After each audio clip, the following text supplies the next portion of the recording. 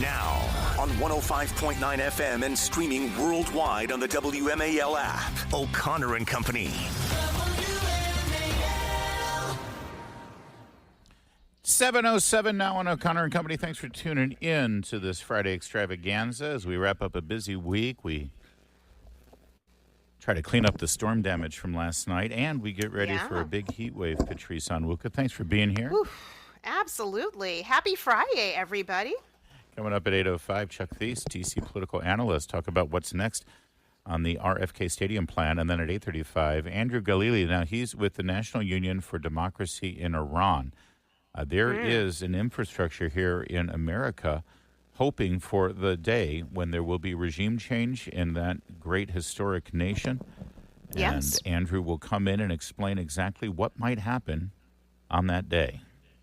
Terrific. Joining us right now, one of our favorites. She's now with the Heritage Foundation. She was with the Department of Homeland Security, and she can shed a lot of light on what, frankly, is a pretty noisy situation with a lot of misinformation with regard to the current raids that are going on targeting illegal immigrant criminals. And also what we saw yesterday with Bill Maloogian's report, we talked about it a little earlier, with this DCAT policy. Her name is Lora Ries, and she joins us now. Laura, thanks for joining us. Well, thank you for having me on. Before we get to this DCAT issue in particular, there's a lot of misinformation here with regard to who is being targeted right now. The Trump administration has always made it a priority to go after criminals who are in this country who have a criminal record. And, of course, because these sanctuary city policies are in effect, that means a lot of these criminals are not being detained. They're actually out amongst the community, and anyone who is consorting with them or caught up in these raids, they might get deported too. But you're hearing a lot. What do you know here with regard to the number of people who are being apprehended and deported without a criminal record, or at least without a criminal conviction? And are they the ones who are being targeted right now, or are they just sort of in the room when it happens? No, Tom Homan, the border czar, has said two things.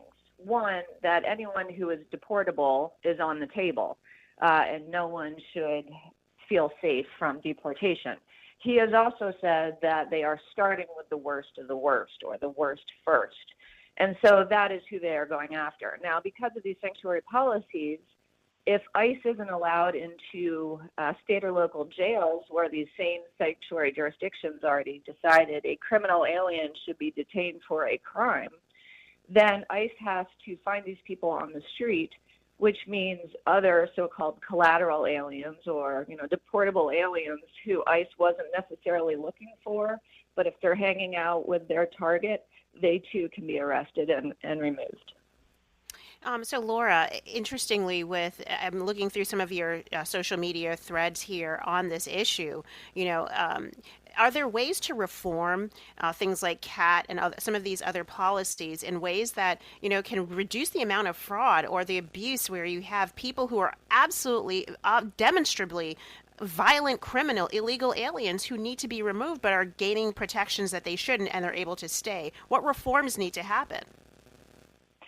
Yeah, when I first started in immigration, I was very surprised to learn, and now Americans are seeing it as well, that aliens can apply for immigration benefits on their way out the door and prevent their own deportation.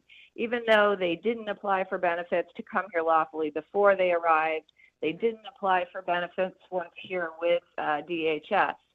And so what happens with Convention Against Torture is aliens will stack that on top of asylum and tell an immigration judge, I want to apply for asylum, I want to apply for withholding of removal under asylum, and I want to apply for two different types of protection under the Convention Against Torture. I mean, it's almost like ordering from an a la carte menu. That's what it felt like when I was in court hearing this. And so a couple things. One, the two forms of relief under the Convention Against Torture have no real difference. There should really only be one form of relief. And secondly, this is something that ICE should be deciding, not an immigration judge, because all the alien is getting is non-removal to one country. And that's something ICE can decide, and yet all of this clogs up our immigration court system.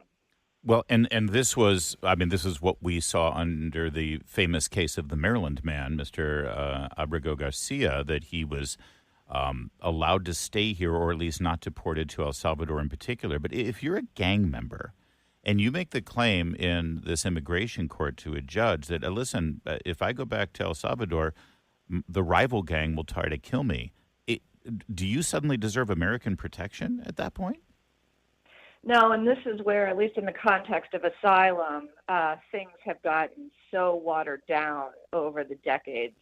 The intent originally was supposed to be that it is a government persecuting you, but it has turned into some entity or individual that the government supposedly can't control or won't control. And so the argument has been, well, a government can't control this rival gang or won't control them. Therefore, you too can get asylum. I mean, we've gone far astray from the original intent of these documents. Let me ask you in this case, and we're real fast, I'll play a little bit of Bill Malusian's report in case people missed us discussing it earlier in the morning.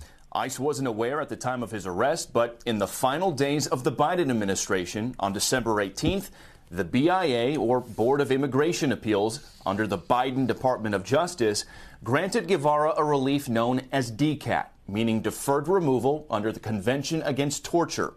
It means Guevara can't be deported to El Salvador because he fears being killed or tortured.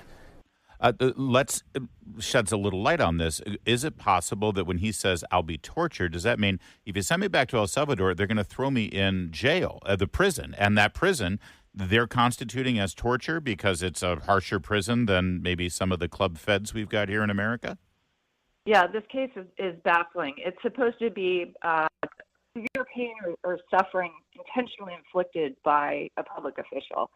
El Salvador signed the Convention Against Torture, by the way. And also the most recent 2023 Human Rights Report by the State Department on El Salvador does not talk about the famous CICAT prison in El Salvador. So the State Department's own report defies this ruling by the Board of Immigration Appeals. So ICE could send him to a third country, or the Secretary of State could get diplomatic assurance from El Salvador that this individual would not be tortured, which would then overcome this very limited relief he has right now.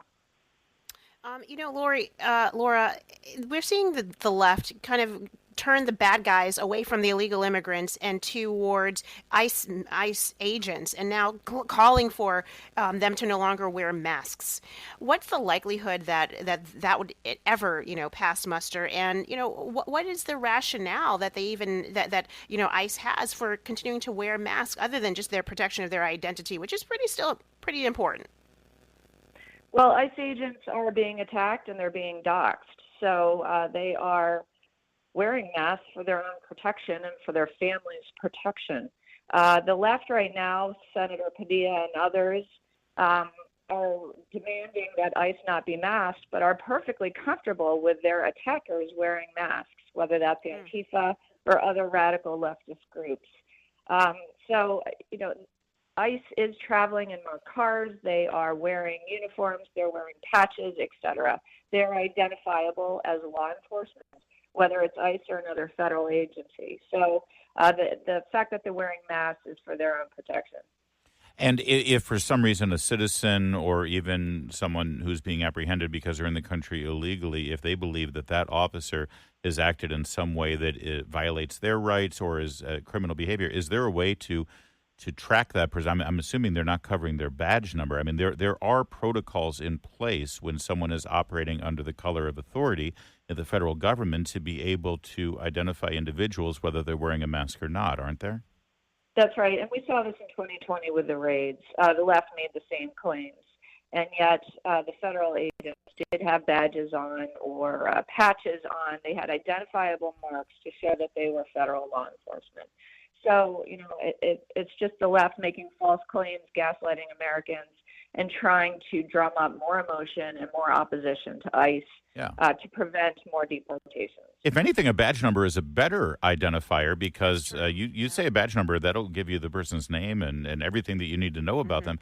If you're just looking at their face, I mean, that's not as good a an identifying characteristic, is it? I mean, then you got to you go to a police sketch artist or something and say he looked like this, right? Right. Nor is it relevant. I mean, Right. you just need to know that this is law enforcement, and the agents are reflecting that. I think they just think, well, it looks scary. It looks scary and it doesn't look right, but as soon as it's explained, it makes perfect sense. Lora Ries, always appreciate you Laura. bringing facts to the table rather than hysteria, as we're seeing on cable news right now. Thanks, Laura. Thanks, Larry.